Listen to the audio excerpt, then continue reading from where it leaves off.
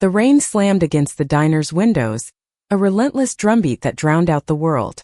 I sat in a cracked vinyl booth, staring at my best friend Riley, who just dropped a bomb that made my coffee taste like ash. "You want me to what?" I whispered, leaning forward, certain I'd misheard her over the storm. Riley, all sharp cheekbones and reckless energy, leaned closer, her green eyes glinting with that mix of desperation and mischief I'd known since we were kids. "I'll pay you, Sam. $500. Just flirt with my mom. Get her to loosen up, maybe question her perfect little suburban life." I choked on air, my heart doing a weird flip. Riley's mom, Claire, was the epitome of untouchable. Mid-40s, married to routine, with auburn hair always swept into a flawless bun. She was the kind of woman who baked casseroles for church potlucks and never missed a PTA meeting. And Riley, my chaotic best friend since middle school, thought I could just waltz in and what? Seduce her? The idea was insane. But the way Riley's voice cracked, the way she fidgeted with her silver ring, told me this wasn't just one of her wild schemes. "Riley, this is nuts," I said, pushing my dark bangs out of my eyes. "Your mom's straight. Like, married to your dad for 20 years straight. Why do you even want this?" She looked away, her jaw tight. "Because she's miserable, Sam. She's been miserable since Dad's affair last year. And she won't admit it. She's stuck in this role. I just want her to feel something again. You're good at that. Making people feel." I wanted to laugh, but the weight in her words stopped me. Riley and I had grown up in this sleepy Ohio town, where the biggest scandal was a stolen lawn gnome. I'd known Claire since I was 12, sneaking cookies from her kitchen while Riley and I plotted our escape to somewhere bigger, brighter. Claire was always kind, always steady, but yeah, there was a shadow in her eyes lately, a quiet grief that lingered after her husband's betrayal. Still, this plan was a tightrope over a volcano. $500, Riley repeated, sliding an envelope across the table. "And I know you need it. Your art supplies aren't cheap, and that waitressing gig barely covers rent." She wasn't wrong. At 23, I was scraping by, sharing a cramped apartment with 2 other starving artists in Columbus. My paintings, bold, messy abstracts, were my heart, but they didn't pay the bills. $500 could buy me a month's worth of canvas and paint. But at what cost? "Fine," I said, my voice barely above a whisper. "But I'm not promising miracles. And if this blows up, you're taking the fall." Riley grinned, but it didn't reach her eyes. "Deal. Start tomorrow. She's volunteering at the library's book sale. You know she's a sucker for old novels." I nodded, my stomach twisting. What had I just agreed to? Flirting with Claire felt like playing with fire. But there was something else. A tiny, dangerous spark in my chest. I'd always noticed her. The way her laugh lit up a room. The way her hands moved when she talked about books. I shoved the thought down hard. This was a job, not a crush. The next morning, the library smelled like dust and old paper, a comforting haze that wrapped around me as I stepped inside. Claire was behind a table stacked with tattered paperbacks, her hair catching the sunlight like polished copper. She wore a simple blue cardigan, sleeves rolled up, and a name tag that read Claire Volunteer. She looked tired. Beautiful but tired. "Hey, Mrs. Thompson," I said, aiming for casual as I approached. My heart was doing that stupid flip again. She looked up surprised, then smiled. "Sam, it's been a while. And please call me Claire. Mrs. Thompson makes me feel ancient." I laughed a little too loud and picked up a worn copy of Jane Eyre. "You organizing this whole thing? Looks like a lot of work." She sighed, tucking a strand of hair behind her ear. "It keeps me busy. Keeps my mind off things."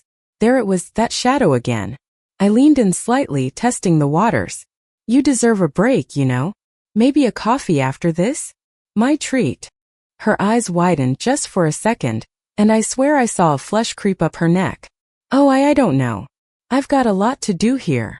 "No pressure," I said, smiling, keeping my voice light. "Just thought you might like some company. You always seem like you're carrying the world." She blinked, her lips parting like she wanted to say something but didn't know how. For a moment, the air between us felt charged, like the calm before a lightning strike. Then she laughed, soft and nervous. "You're sweet, Sam. Maybe another time." I nodded, backing off, but my pulse was racing. This was supposed to be a game, a paid gig to shake her up. So why did it feel so real? Over the next week, I found excuses to see her. A chance run-in at the grocery store, where I teased her about her obsession with organic kale. A quick chat at the community center, where she was teaching a knitting class. Each time I pushed a little, compliments that lingered, smiles that held her gaze a beat too long. And each time I saw her soften just a fraction, like ice melting at the edges. But it wasn't just her. I was slipping too. Claire wasn't just Riley's mom anymore. She was warm, sharp, vulnerable in a way that made my chest ache. When she talked about her favorite books, her whole face lit up, and I wanted to keep that light burning. I started noticing things, how her fingers lingered on a page, how her voice softened when she mentioned her college days, before marriage, before routine. By the end of the week, I was in over my head. Riley's plan was working, but not the way she'd intended.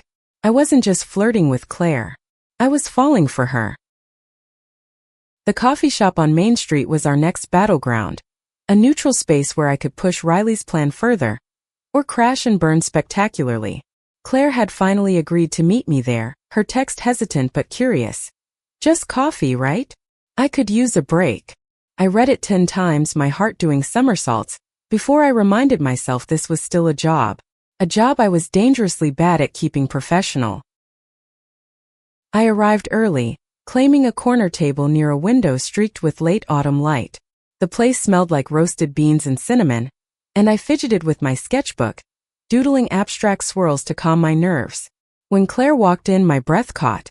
She'd let her hair down, auburn waves framing her face, and her green sweater hugged her in a way that made me forget how to blink. "Sam," she said, her smile soft but guarded as she slid into the chair across from me. "You're early. That's rare for you artsy types." I grinned, leaning back to hide how my hands shook. "Gotta make a good impression, right? You're the one who's always on time, Claire." She laughed, and it was like music, warm, unguarded, the kind of sound that made you want to bottle it.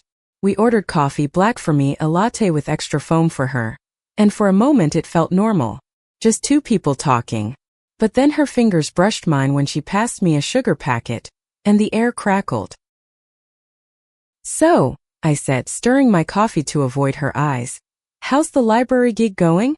You saving the world one paperback at a time?" She rolled her eyes, but there was a spark there. "Hardly. It's just something to do. Keeps me from thinking too much about home." I seized the opening, my voice gentle but deliberate. "Home sounds heavy lately. You okay?" Her smile faltered, and she stared into her latte like it held answers. "It's fine. I mean, it's not, but you know how it is. You just keep going." I wanted to reach across the table, to tell her she didn't have to keep going alone. But that wasn't part of the plan. Instead I said, "You deserve more than just keeping going, Claire. You're incredible. Anyone ever tell you that?" Her eyes flicked up wide and searching, and for a second I thought I'd gone too far. But then she blushed, a soft pink that made her look younger, softer. "Your troubles, Sam," she said, but her voice was warm, almost playful. "Only the good kind," I shot back, winking before I could stop myself. That night I called Riley, pacing my tiny apartment with paint smudges on my jeans. "This is getting messy," I said, my voice low so my roommates wouldn't hear. "Your mom, she's not just some bored housewife. She's real, Riley. And I'm starting to feel things I shouldn't." Riley was quiet for a moment, then sighed. "I didn't think you'd actually fall for her, Sam. I just wanted her to wake up, you know? To see there's more to life than dad's crap and her perfect mom act." "Well, mission accomplished." I snapped, my chest tight. "She's waking up. But what if she's waking up to me? What then?" Riley laughed, but it was brittle. "You're overthinking it. She's straight. She's not gonna fall for you. Just keep going. Please." I hung up, my stomach churning. Riley didn't get it. She didn't see the way Claire's eyes lingered on me, the way her laugh felt like a secret we shared. I was supposed to be in control, but I was spiraling. Over the next few days I doubled down. I invited Claire to an art gallery opening. One of my paintings was on display, a chaotic burst of blues and reds that screamed everything I couldn't say. She showed up, her presence like a beacon in the crowded room. She stood in front of my painting for a long time, her head tilted, her lips parted like she was trying to unravel it. "This is you, isn't it?" she said finally, turning to me. "All this passion. It's beautiful." My throat tightened. "You see me, Claire. Not many people do." She stepped closer, her voice barely above a whisper. "I see you, Sam. More than you think."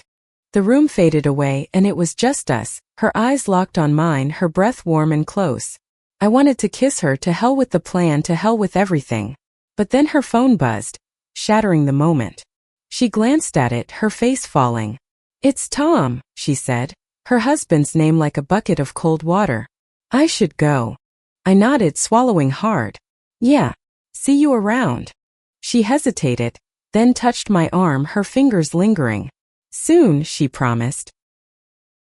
I couldn't sleep that night. My sketchbook was full of her. Sketches of her hands, her smile, the curve of her jaw. This wasn't a game anymore. I was falling hard, and Claire, she was teetering on the edge of something too. But she was married. She was Riley's mom. And I was just a broke artist with a dangerous heart. The autumn leaves were falling like embers outside my apartment window. But inside, my world was burning. I hadn't seen Claire since the gallery, and every hour without her felt like a theft. I kept replaying her touch on my arm, her words. "I see you, Sam," like a song I couldn't shake. Riley noticed my distraction when we met for lunch at a taco truck near campus. "You're acting weird," she said, tossing a chip at me. "What's going on? You're not bailing on the plan, are you?" I froze my taco halfway to my mouth. "It's not that simple, Riley. Your mom, she's not just a project. She's a person. And I think she's feeling something too." Riley's eyes narrowed, her usual spark dimming. "Feeling something? Sam, she's my mom. She's not supposed to feel anything. This was supposed to be a wake-up call, not whatever this is." "I know," I said, my voice tight. "But it's happening. And I don't know how to stop it." She stared at me, her face a mix of shock and something darker, betrayal maybe. "You're falling for her, aren't you? Jesus, Sam. I paid you to flirt, not to steal her." The words stung, but they weren't wrong. I was crossing lines I hadn't meant to cross. "I'm not stealing anyone," I said, but my voice lacked conviction. I care about her. More than I should." Riley stood, tossing her napkin on the table. "Fix this, Sam. Or I will." That night I drove to Claire's house, my hands gripping the steering wheel like it could anchor me. Riley's words echoed in my head, but they couldn't drown out the pull I felt toward Claire. I told myself I was just checking in, keeping up the act, but deep down I knew better.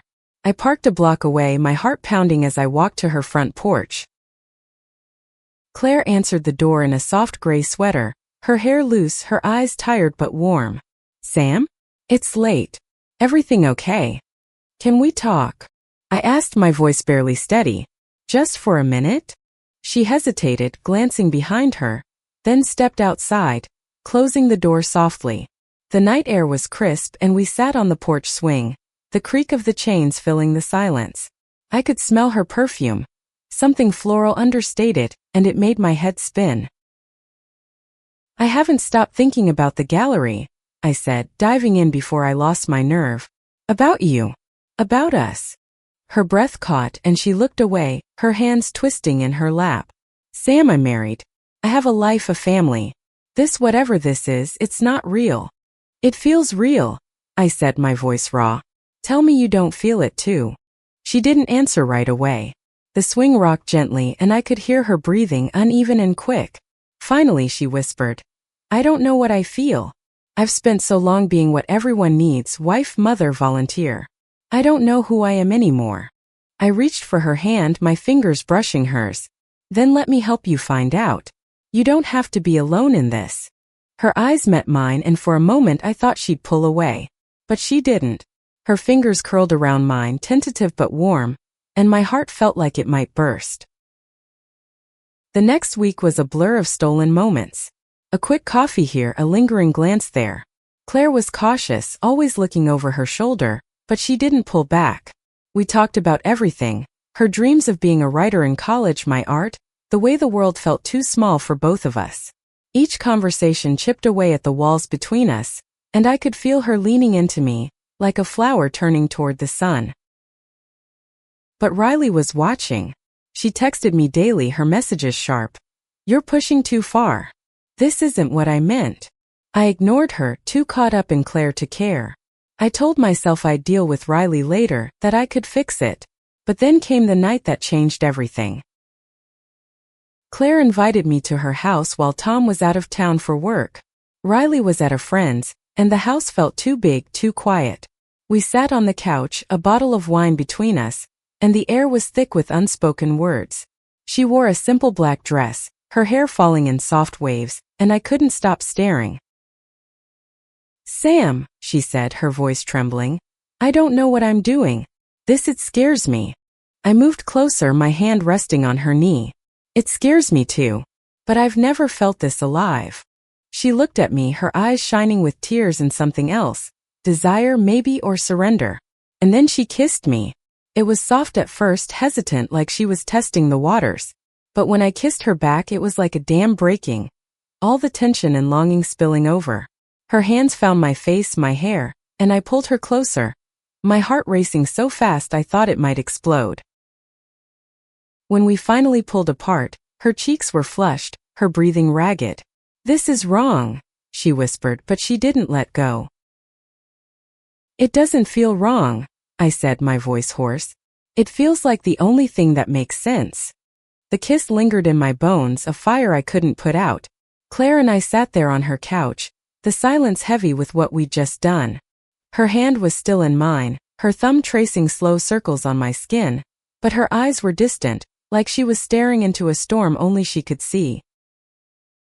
"Sam," she said finally, her voice barely above a whisper, "this can't happen again. I'm not this person." I wanted to argue, to tell her she was exactly this person, vibrant, alive, herself, but the fear in her eyes stopped me. "Okay," I said, even though it felt like betraying myself. "We can stop.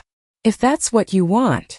She nodded, but her grip on my hand tightened, like she was holding on to a lifeline. "I don't know what I want," she admitted. "But I know I can't keep doing this to my family. To Riley." Riley. The name hit like a punch. I'd been so caught up in Claire, in the rush of her touch, that I'd almost forgotten the deal. The money. The betrayal. Guilt clawed at me, but I pushed it down. "Let's just take it slow," I said, hating how weak it sounded. "Figure it out together." She gave me a small, sad smile. "You make it sound so easy." The next morning I woke to a text from Riley. "Meet me at the park. Now."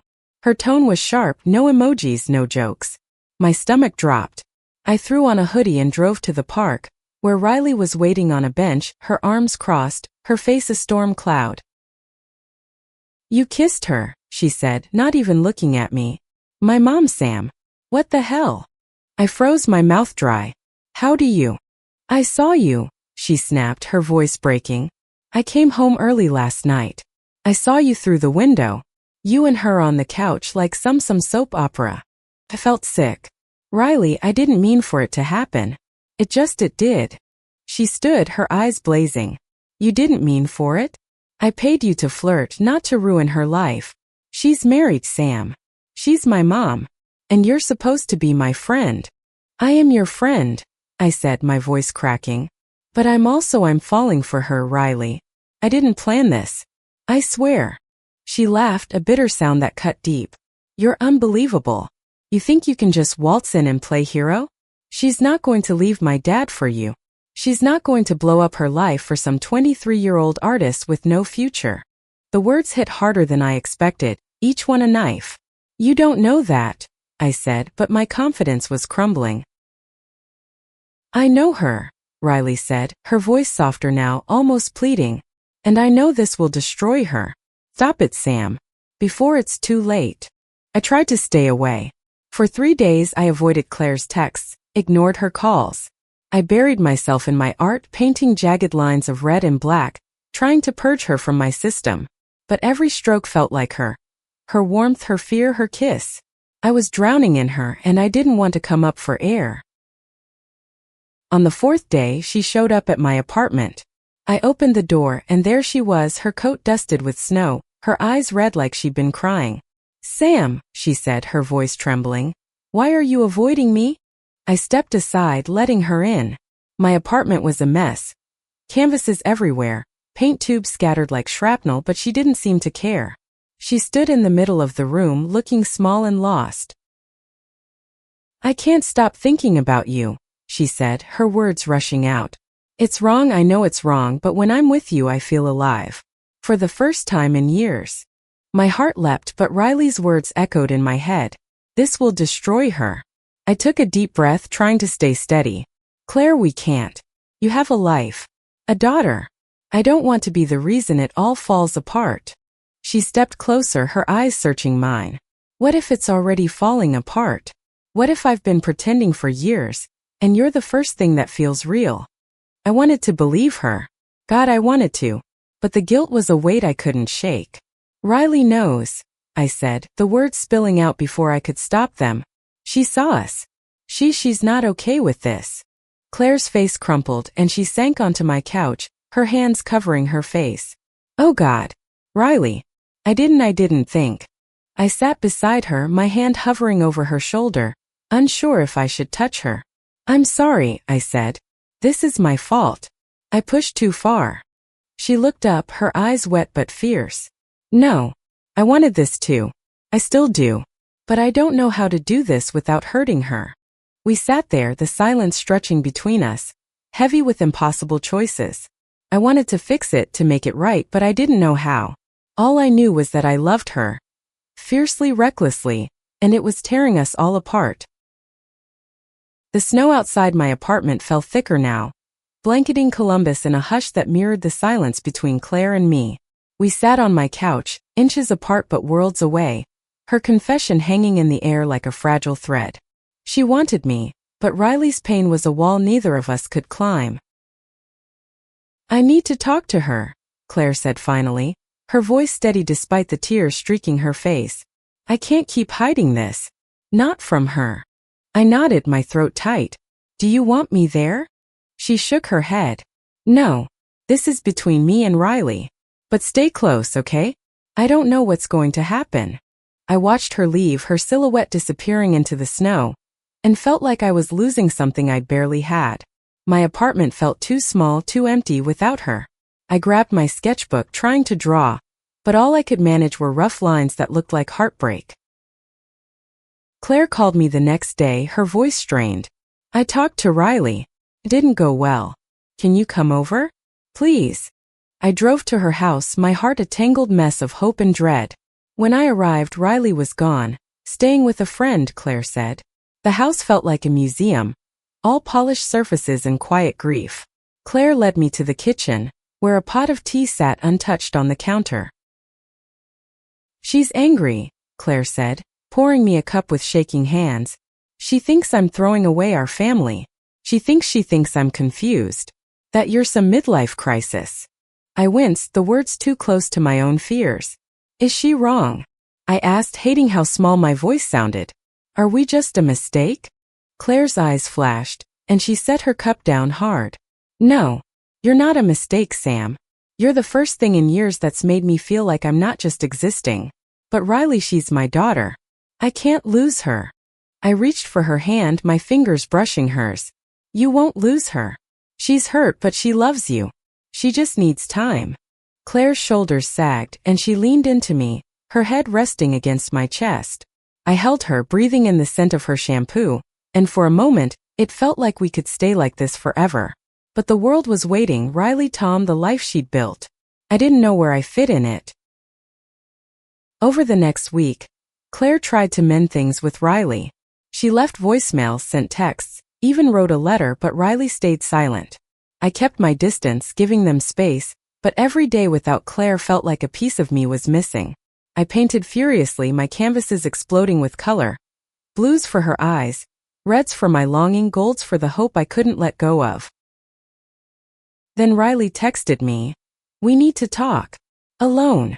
My stomach twisted, but I agreed to meet her at the diner where this all started. When I got there, she was already in our old booth, her eyes red and puffy. I'm sorry, she said before I could sit down. I shouldn't have snapped at you. I didn't expect this. Any of it. I slid into the booth, my heart pounding. I didn't either, Riley. I never meant to hurt you. She nodded, picking at a napkin. I know. And I know my mom's been unhappy for a long time. I thought if she felt something, anything, she'd wake up. But I didn't think it'd be you. I didn't think it'd be real. It's real, I said, my voice steady. I love her, Riley. I don't know what that means for any of us, but I love her. She looked at me, her expression unreadable. She loves you too. She didn't say it, but I can tell. And it scares the hell out of me. We sat in silence, the weight of her words settling over us. Finally, she said, I don't know if I can be okay with this. But I don't want to lose her. Or you. I reached across the table, squeezing her hand. You won't lose us. I promise. That night, I went to Claire's house again. She was in the backyard, bundled in a coat, staring at the stars. I joined her, the grass crunching under my boots, and we stood there side by side, our breath visible in the cold. I talked to Riley, I said. She's trying. She's not there yet, but she's trying. Claire nodded, her eyes glistening. I don't know how to do this, Sam. I don't know how to be this version of myself without breaking everything. I took her hand, my heart full and aching. You don't have to have all the answers. Just let me be here. Let me love you. She turned to me, her face soft in the starlight, and kissed me. It was slow, deliberate, like a promise. And for the first time I believed we might find a way.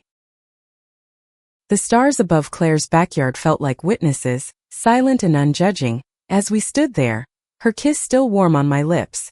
But even in that moment, I knew the world wouldn't stay quiet forever. Tom was due back from his business trip tomorrow, and Riley's fragile truce with us was a tightrope we could barely balance on. Claire pulled back, her eyes searching mine.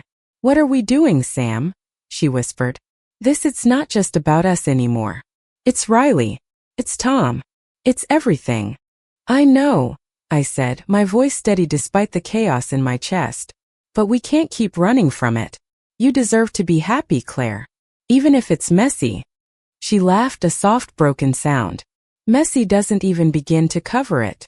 The next day, Tom came home. I didn't see Claire, but her texts were short, clipped, like she was holding her breath. He's back. Need time to think. I'll call you. I tried to focus on my art, but every brushstroke felt wrong. Like I was painting someone else's life. I kept imagining Tom in their house, oblivious to the storm brewing under his roof. Riley, meanwhile, was trying to rebuild. She invited me to a movie, a tentative olive branch. We sat in the dark theater, some action flick blaring, but neither of us was watching. She's different now, Riley said during a quiet scene, her voice low. Happier, maybe. Because of you. I turned to her, surprised. You mean that? She shrugged, her eyes fixed on the screen.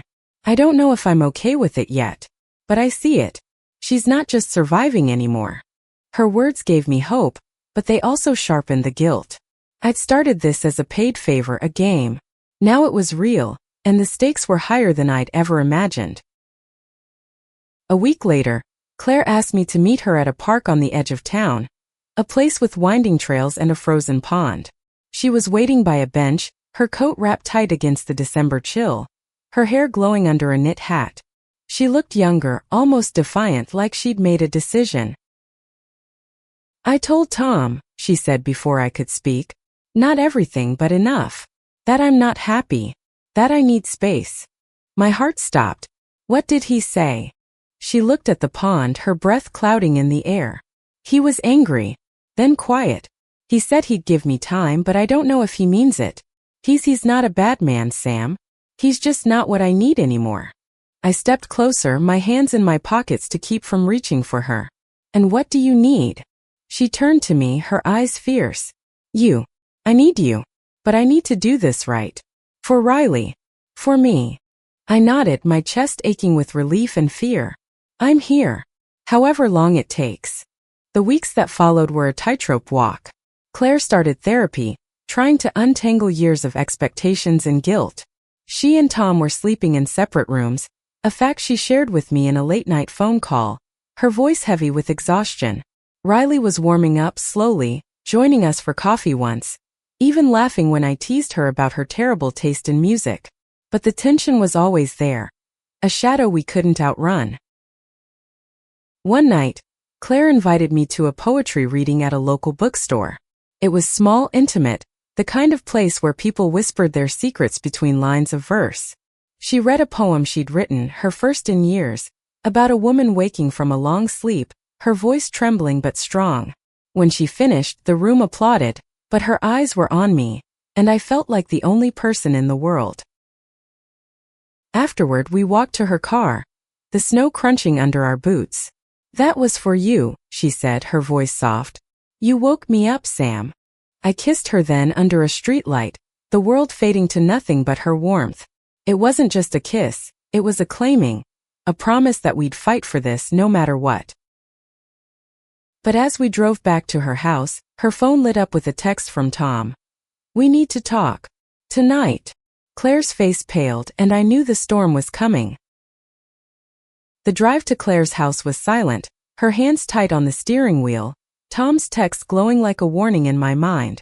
When we pulled into the driveway, his car was there, a stark reminder of the life she was unraveling. Claire turned to me, her eyes steady despite the fear. "Stay here," she said. "I need to do this alone." I nodded, my heart in my throat, and watched her walk into the house. The door closed behind her, and I was left with the hum of the car's heater and my own racing thoughts. This was it, the moment everything could break or begin. Claire didn't tell me much about that night, but I saw the aftermath. She moved out the next week, renting a small apartment downtown, a place with bare walls and big windows that let in the winter light. Riley split her time between her parents, her loyalty torn but softening. Tom didn't fight the separation, not openly, but his silence was heavy, like a storm that hadn't broken yet. I helped Claire move in, carrying boxes of books and clothes, my paintings adding color to her new space. We didn't talk about the future, not yet, but every touch, her hand brushing mine, her smile when I made her laugh, felt like a step toward something real. Riley came by one day, her expression guarded but curious. She looked at the apartment, at us, and said, "It's weird, but it's kind of nice seeing you happy, Mom." Claire's eyes filled with tears and she hugged Riley, a fierce, wordless embrace. I stood back, my heart full, knowing this was fragile but worth it. Months passed and Claire bloomed. She started writing again, filling notebooks with poems and stories, her voice growing stronger. I sold a painting, then another, my art finding a small but steady audience. We were building something not just together but individually, two people learning to be whole. One spring evening we sat on her apartment's tiny balcony, sharing a bottle of wine, the city lights sparkling below. "I was scared," Claire said, her voice soft. "Scared of losing everything. But I gained so much more." I took her hand, my thumb tracing her knuckles. "You're not the only one who gained something. You changed me, Claire. You made me believe in this. Us." She smiled, leaning in to kiss me, and it felt like home. Not the house she'd left, not the town we'd grown up in, but her, the woman who'd dared to wake up. Riley and I rebuilt our friendship slowly, over late-night talks and bad diner coffee. She admitted she'd been wrong to push me into the plan, but I told her the truth. I was grateful. That crazy, reckless idea had led me to Claire, to love, to a life I hadn't dared dream of. Claire's divorce finalized that summer. It wasn't easy, there were tears, arguments, moments when she doubted herself. But she came through it stronger, her heart open in a way it hadn't been before. We didn't move in together, not yet, but we were together in every way that mattered. Cooking dinners, sharing books, stealing kisses in the rain. The night she read her poetry at a city festival, I stood in the crowd, Riley beside me, both of us cheering as Claire's voice carried over the park. Her words were raw, honest, about love and loss and finding yourself in the wreckage. When she finished, the crowd roared, but her eyes found mine, and I knew every word was ours. Looking back, I'd never have guessed that a diner booth and a $500 bet would lead me here. Love isn't tidy, it's messy, painful, beautiful. It's Claire's laugh, Riley's forgiveness, my paint-stained hands holding hers. It's the courage to choose yourself, even when the world says no. We're still figuring it out, Claire and me. But every day feels like a brushstroke on a canvas, bold and unapologetic. And for the first time, I know we're painting something that will last.